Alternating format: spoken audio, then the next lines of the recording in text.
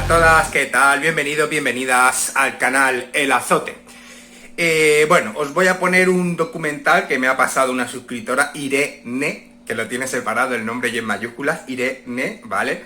Que bueno, me ha puesto el enlace de un documental respecto a los bulos, de todos los bulos que ha habido durante esta crisis sanitaria. Bueno, supongo que faltarán algunos porque cada día salen unos cuantos, pero os voy a mostrar aquí cómo se lucha contra los bulos, quiénes luchan contra los bulos y cómo explican todo esto, ¿de acuerdo? Así que muchas gracias y ya sabéis, si os gusta el canal, suscribiros, le dais a like, dislike y a la campanita. No me cansaré de decirlo, a la campanita. Muchas gracias a todos. Cargando yo. Lo estoy cargando yo. No, no son cajas llenas de mascarillas y guantes para exportar a Francia, mientras faltan en España. Son cajas con folios de una fábrica de papel italiana.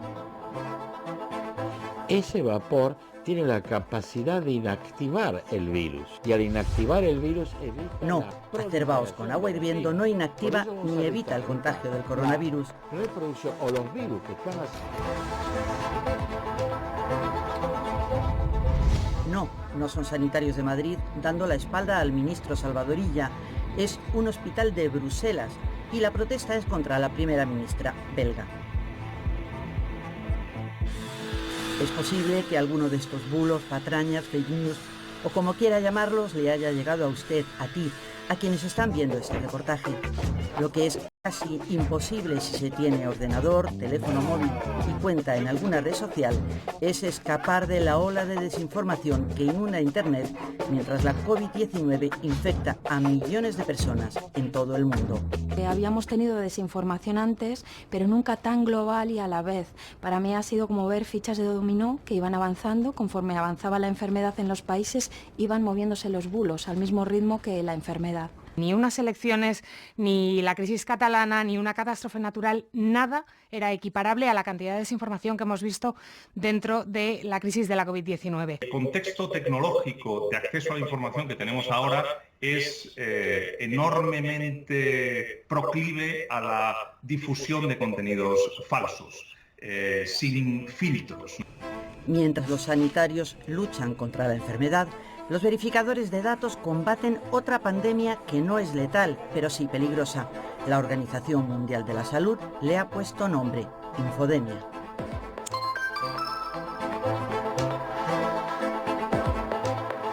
Uno de los bulos que ha circulado mucho durante el último mes, sobre todo, ha sido la posibilidad de que las mascarillas generasen hipoxia, es decir, falta de oxigenación. También con una intención de decir que se estaba controlando a la población y se estaba incluso envenenando por parte de la OMS poco a poco a la población, ¿no? Con imágenes, por ejemplo, como esta, ¿no?, que puedes ver aquí, en el que dices que respiras tu propio CO2, que produce falta de libertad física y psicológica. Hablamos con la Sociedad Española de Medicina Preventiva, nos explicó que las mascarillas están diseñadas especialmente para no producir evidentemente asfixia, sino para proteger, ¿no?, para que no pasen esas moléculas de saliva que harían que contagiásemos o nos contagiasen, y que la oxigenación está absolutamente asegurada. Son los sanitarios de las redes. El equipo de Verifica RTV se ha puesto en marcha para mantener a raya el virus de la infodemia. El tema del ozono ha sido algo que se ha ido haciendo cada vez más visible, no solo en redes sociales, sino también en las webs, sobre todo porque muchas empresas han visto ahí una posibilidad de negocio. Hemos hablado con gente del CSIC, gente de la Asociación Española de Potabilización de Aguas. Hemos estado también en contacto con la Organización Internacional de Empresas de Ozono. Todos llegan a la misma conclusión: el ozono como desinfectante del coronavirus no está demostrado científicamente, que es lo que nosotros verificamos. El ozono no acaba con el coronavirus. Según una encuesta del Instituto Reuters, entre internautas de 6 países afectados por la pandemia, al menos a un tercio les llegó algún bulo. Los españoles, los que se cruzaron con más contenidos engañosos, el 44%. El nivel en el que cada uno se cree el bulo depende del contenido en particular del bulo, que esté bien diseñado, que sea verosímil, que encaje justo con temas que a mí me interesan, que a mí me preocupan, y luego también con características que diríamos intrapsíquicas de la persona, si es más o menos confiada, si tiene una ideología de un tipo u otro. El cigarro, cuando aspiras, se pone a 50 grados en la garganta, con lo cual mata al bicho. Ha sido una de las características de la pandemia, los audios. Un tipo de bulo era aquel que hablaba de que era un supuesto médico, una supuesta enfermera, alguien que estaba en el hospital y que nos mandaba un audio y estaba llorando, ¿no? Y el 95% de estos audios pues han sido falsos. ¿Qué quiere decir el estado de excepción? Es el segundo caso al estado de alarma. Básicamente lo que ocurre es que estará el ejército en la calle. Y el ejército en la calle no es la policía, es decir, ya no es moco de pavo. El equipo que lidera Ramón Salaverria ha investigado la difusión de bulos durante el primer mes del estado de alarma. Según el estudio, la gran mayoría, casi 9 de cada 10, se difundieron a través de las redes sociales. Apenas el 7% por correo electrónico o SMS y solo el 4% en medios de comunicación. WhatsApp fue la red que más contribuyó a su viralización, seguida de Twitter y a mayor distancia Facebook, YouTube e Instagram. Particularmente en este contexto de la pandemia, hemos necesitado de este tipo de aplicaciones para mantener el vínculo social. Y las personas o organizaciones que producen deliberadamente ese tipo de contenidos falsos han encontrado en esa plataforma, que no está filtrada por ningún tipo de profesional, el cauce principal para comunicar esos contenidos. David recibió un mensaje por WhatsApp que le hizo dudar. La foto de un edificio con banderas de España en todas las ventanas.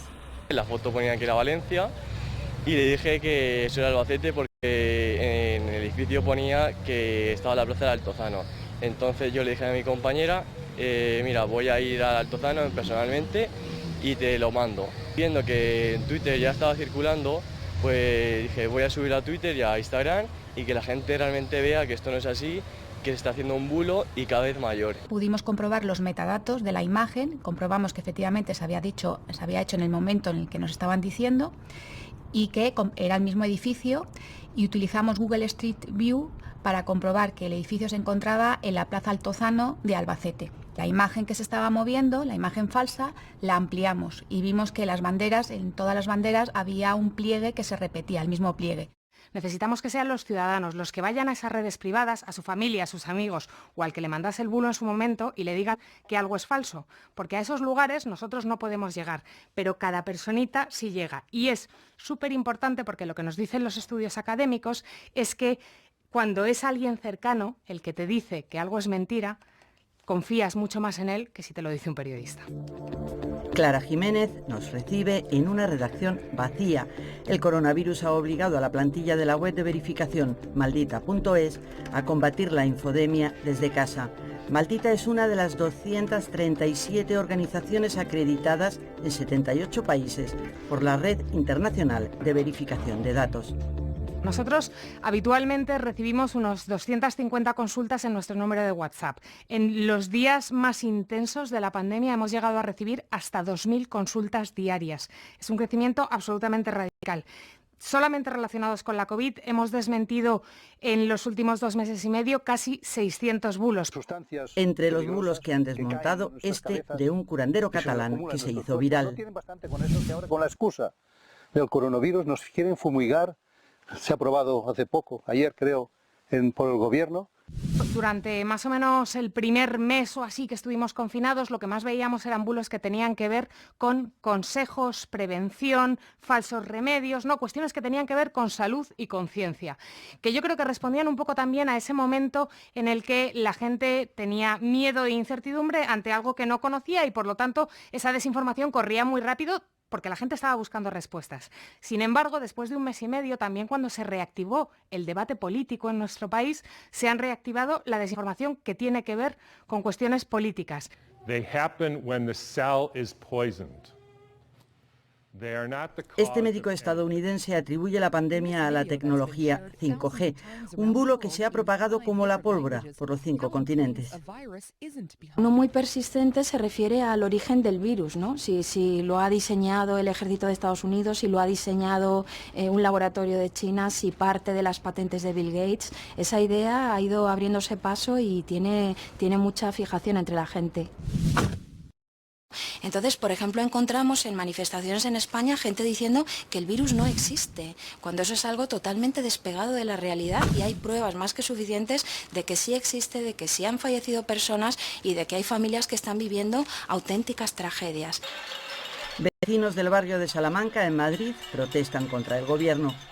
Uno de los manifestantes golpea una señal de tráfico con una escoba, que se convierte en un palo de golf imaginario.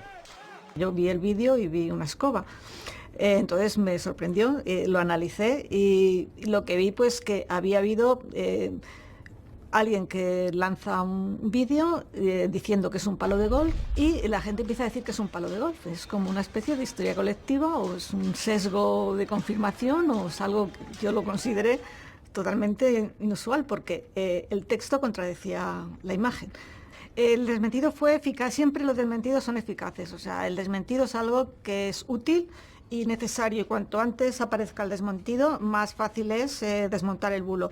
El desmentido fue el primer día que surgió el bulo, que surgió por la noche, no hubo desmentido, pero a primera hora de la mañana que volvió a tomar auge el bulo, enseguida hubo un desmentido y a partir se ve claramente con los datos que a partir del desmentido disminuye la difusión del bulo.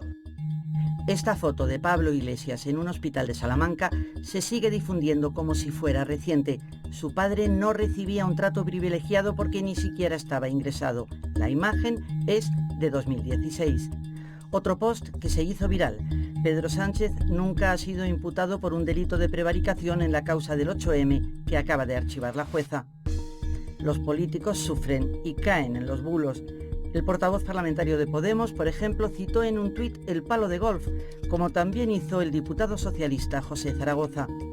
Rafael Hernando, ahora senador del PP, difunde como reciente el asesinato de una misionera española en la República Centroafricana, que tuvo lugar en mayo de 2019.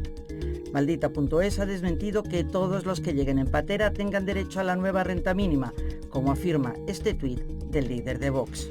Hemos podido comprobar empíricamente que los contenidos falsos tienden a la polarización ideológica y, por tanto, los grupos que se sitúan tanto a la izquierda más extrema como a la derecha más extrema producen contenidos falsos, sobre todo aquellos que tienen que ver con aspectos ideológicos. Yo sí he visto un crecimiento de perfiles más de derechas a partir de septiembre del 2018, que se fueron creando, se han ido ampliando con las elecciones y ahora pues está creciendo. Encontramos un manual de instrucciones muy parecido al que utilizó, por ejemplo, la alt-right, o la extrema derecha que apoyó a Trump en las elecciones de 2016 y que le dieron tanto éxito. Esa manera de compartir desinformación, de compartir teorías de la conspiración, de decir que los medios nos engañan, que el gobierno está formado por una élite, es algo que se está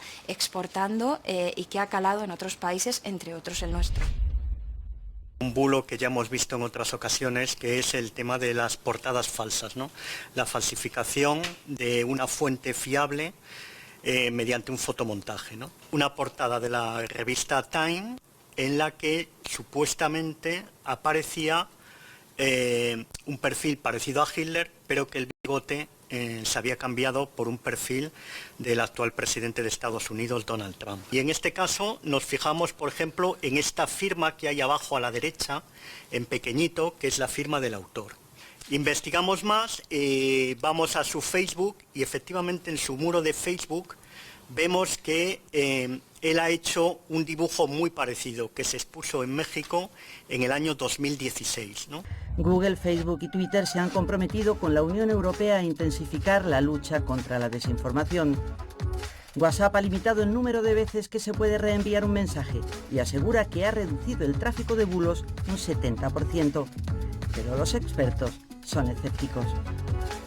Los protocolos de Facebook y Google, o sea, los algoritmos, son como la fórmula de Coca-Cola, es decir, es el secreto por guardado. En función del tipo de noticias que quieras, pues te va a llegar un tipo de noticias similar, es decir, es lo que nosotros llamamos cámara de resonancia. Solo te va a llegar aquello que confirma tus creencias, el sesgo de confirmación. Lo hemos visto y esto se ha potenciado en esta época del COVID. Bruselas esta semana. La Comisión Europea alerta del flujo masivo de desinformación sobre la COVID-19 y apunta a la larga mano de Rusia y China.